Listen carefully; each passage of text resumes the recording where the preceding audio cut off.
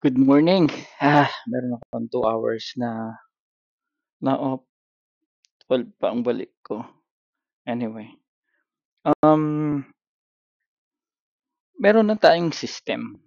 Kailangan lang natin pag-aralan kung paano gamitin. And well, medyo nakukuha ko na kung paano gamitin.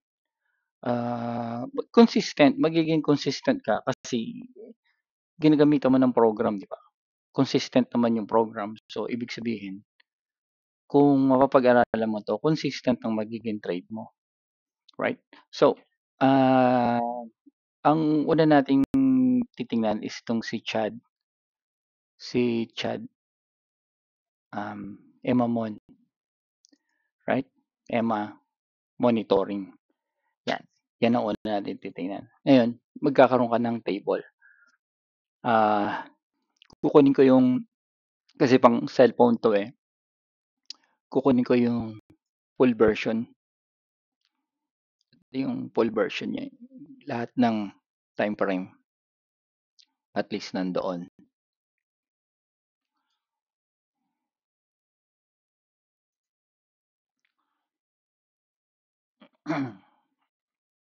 So, ito yung full version niya. Like 1, 3, 5, 10, 15, 30, 45, 60, 4 hours, and then day. So, ang nag-hold na lang sa atin sa BTC right now is yung day, which is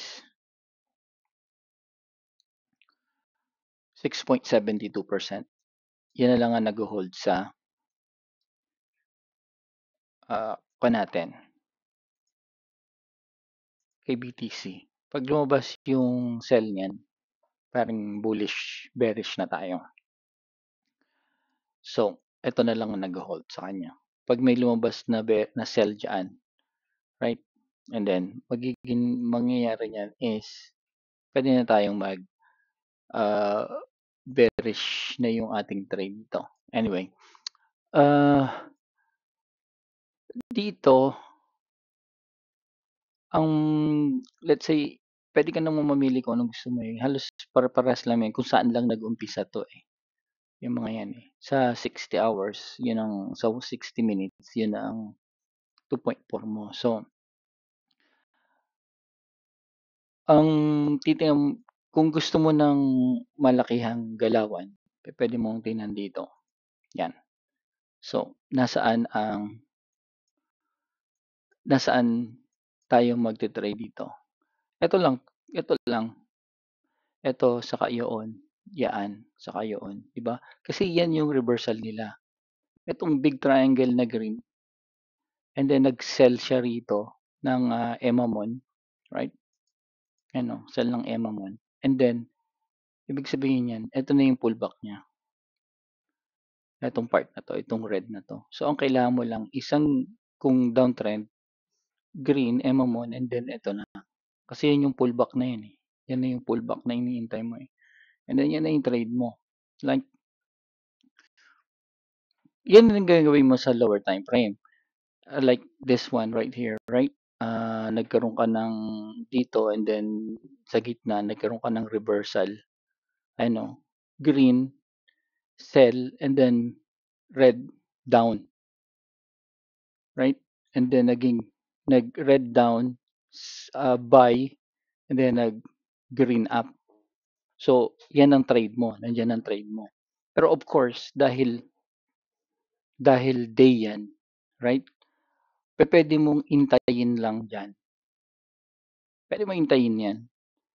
Pag lumabas na yan, pupunta ka ng lower time frame. Pupuntahan mo to sa lower time frame. It's either makita mo tong blue na buy o yung green kasi yun yung pinakamababa niya. And then dito ka magte-trade kahit sa 1 minute kung aabutin. So hahanap tayo dito ng banda rito para makita natin. Hahanap tayo ng pinakamalapit na pwedeng maabot. So 3, 1, oh wait, 4, 4. Ito, 4. Yan, 'di ba? So, dito sa 4, ito may trade tayo dito. Maliit lang yan, pero 4 hours yan. So, ano nangyari dito? Bali scalping 'yan, 'di ba? Mag-scalping ka lang dito. Pero it's either hintayin mo 'tong green o dito pa lang sa blue, lumipat ka na sa lower time frame. Pero ang tingin ko, masa-suggest ko is hintayin mo muna yung complete set. Complete set is katulad dito, ang hinahanap natin dito long, 'di ba? And then long, hindi ka magte-trade against the bias sa 4 hours. So puro ka long diyan. And then dito lumabas na yung sell. And then magpo-pullback 'yan, dun ang entry natin dito. So eto yung last na entry ng buy, nag-sell, and then first entry ng sell, downtrend, right? Kung makita mo na it's either dito o doon, pero I suggest eto 'pag lumabas na 'yan, pupunta ka ng lower time frame para sa entry, or 'pag lumabas na yung sell, punta ka na ng lower time frame para sa entry mo. Ang hinahanap mo, alam mong sell 'yan, eh, ang hinahanap mo itong red na 'to na mag-appear. Pero let's say hindi pa nag-a-appear, right? Hindi pa nag-a-appear. Ito pa lang ang lumabas, 'yan. Palabasin natin yung 'yan, 'yan pa lang ang lumabas. Puwede ka ng maghintay sa lower time frame. Pero ang alam mo, ang bias mo dito is sell na, right?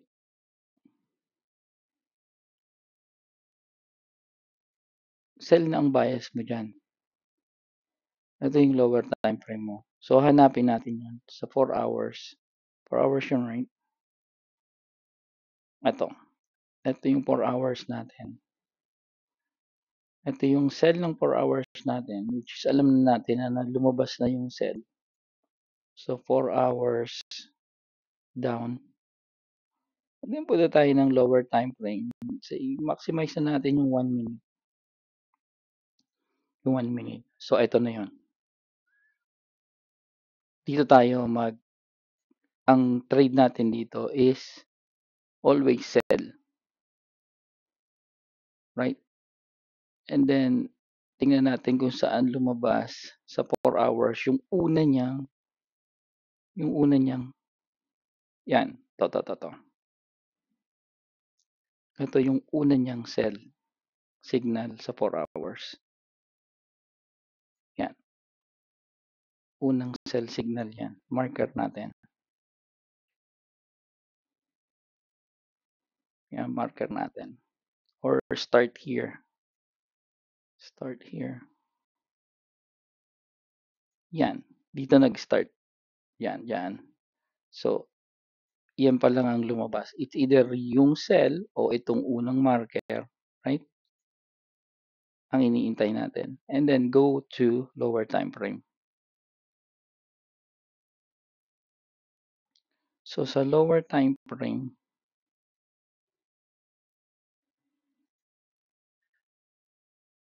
ito yung mga iniintay natin.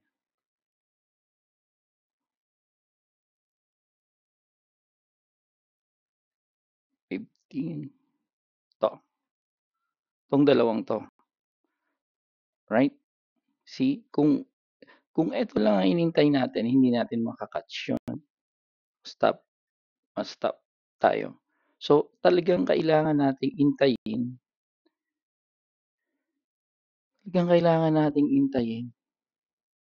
ito, 'tong unang pullback bago natin pasukan 'tong 4 hours sa lower time frame,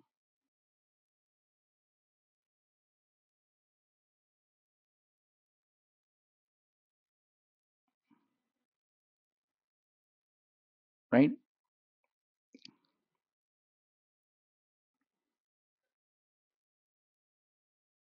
'Yan, ito, unang pullback ng 4 hours, 'to. Dito ang entry natin. So, paano mo malala-entry 'yan? Ayan, 'di ba? Emma Moon.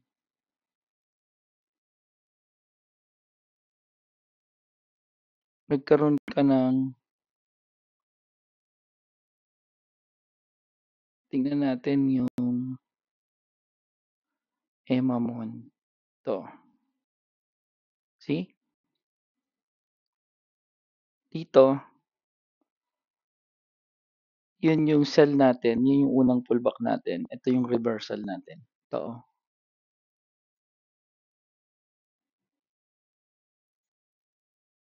ayan yung reversal natin. Yan ang unang entry natin sa 4 hours.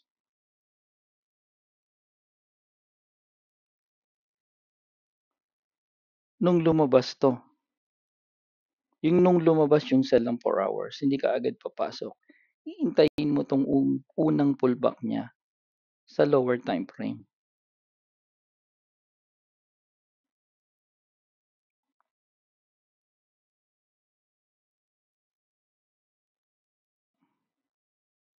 Sa 5, ayan. See? 5, 1, 3, and 5. Yan ang unang pullback niya. Ang 4 hours mo, ito. Ito ang 4 hours mo.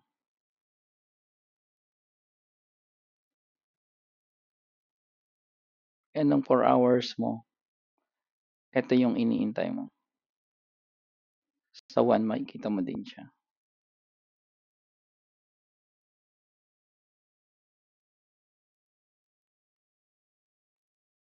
Ito. Right? So, ganun. Pwede kang maghihintay ka ng reversal sa higher time frame.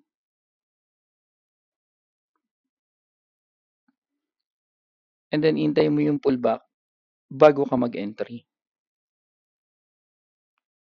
Pullback ng higher time frame, doon ka pa mag-entry. Right? Yun yung maximize niya. And then the rest is re-entry. Pero makikita mo to sa lower time frame itong mga re-entry na to. Okay? Sana naintindihan. Kung hindi, tanong nyo lang uli, explain ko. Okay, yun lang for today. Yeah. So magagawa natin yan consistent pala. Kasi meron tayong sinusundan na consistent yung program. Yung mismong program. And then ang ginamit lang natin, pullback scout. Saka itong si MM1. Meron akong bullet 14 para sa ito, para sa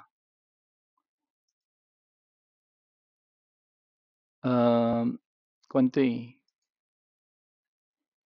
yung favorite ni Leah. Ayan o, regression. Regression. Ano ang tawag dyan? Kalimutan ko tawag dyan eh. Parallel. Breakout. Yan, mga breakout. Para sa breakout. 14. Mga breakout yan eh. Yan. Pwede rin entry yan eh. Right? Pag na-break niya na to, ayan, yung pullback niya, entry mo, ayan o. Na-break niya dyan, ito yung entry mo. Diba? Na-break niya rito, ito entry din yan. TL. Mga TL. Ano nga yung TL? Nakalimutan ko ibig sabihin ng TL eh. Pero anyway, pwede din yan. Pero pwede din to. Oh, ito pala, pwede rin yan. Pullback scout, right? Meron niyang line regression. Parehas yun. Line regression. Yun din yung entry niya. Line regression nata merong pwede mo palagay dito yung line regression eh. To, line regression. Yan. Pwede mo yatang ipa-show yan eh. Somewhere around here. Flat line regression. Yan. See? Yan yun. Entry yan.